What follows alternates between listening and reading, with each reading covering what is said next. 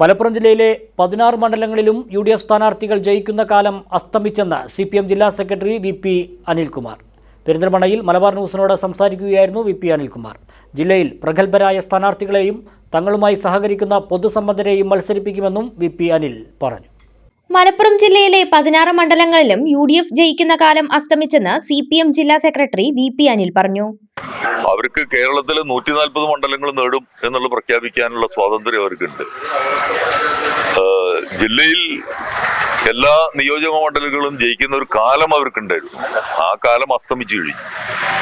ആ കാലം അസ്തമിക്കുക എന്നുള്ളത് മാത്രമല്ല, അവരുടെ കോട്ടക്കൊത്തളങ്ങൾ തകർക്കപ്പെട്ടിട്ടുള്ള ഒരു വഴികളിലൂടെയാണ് ഇടതുപക്ഷ പ്രസ്ഥാനം കടന്നു വന്നിട്ടുള്ളത്. അതുകൊണ്ട് തന്നെ ഇവിടെ മലപ്പുറം ജില്ലയ്ക്കകത്തുള്ള ജനവിഭാഗങ്ങളെ ഈ വികസന പ്രവർത്തനങ്ങളും അതുപോലെ തന്നെ മതനിരപേക്ഷ രാഷ്ട്രീയവും സ്വാധീനിച്ചിട്ടുണ്ട്. അവരെല്ലാവരും തന്നെ ഇതിലാണ് ആശ്രയം അർപ്പിക്കുന്നത്, അവരുടെ സുരക്ഷിതത്വം കാണുന്നത്.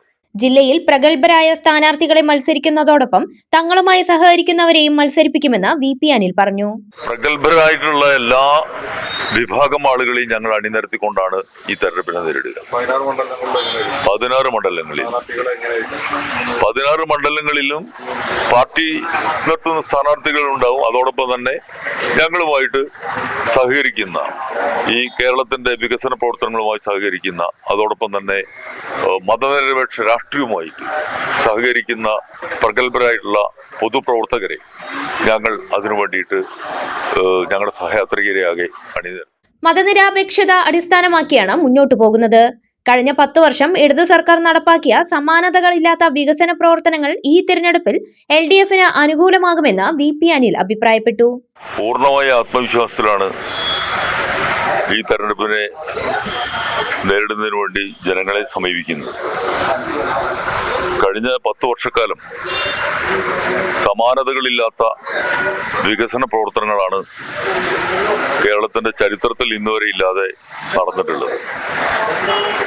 ജനങ്ങളുടെ മുമ്പിൽ അധികാരത്തിൽ വരുന്നതിന് വേണ്ടി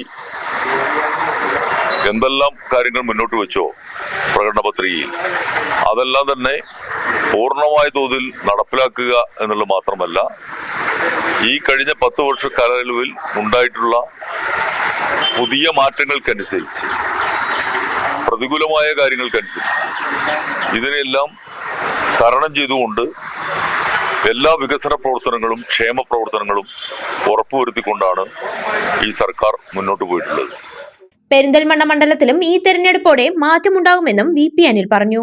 പെരിന്തൽമണ്ണയിൽ കഴിഞ്ഞ പ്രാവശ്യം വളരെ ചെറിയ വോട്ടുകൾക്കാണ് പരാജയപ്പെട്ടുള്ളത്.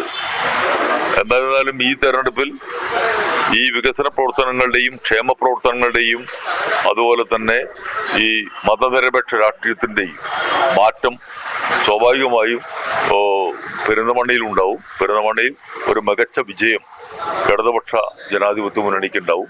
അത് ആര് ഇടതുപക്ഷ ജനാധിപത്യ മുന്നണി സ്ഥാനാർത്ഥിയായിട്ട് പ്രഖ്യാപിച്ചാലും. ചമഞ്ഞൊരുങ്ങാം ചമയത്തിനൊപ്പം. ചമയം ടെക്സ്റ്റൈൽസ്, പെരിന്തൽമണ്ണ, മഞ്ചേരി.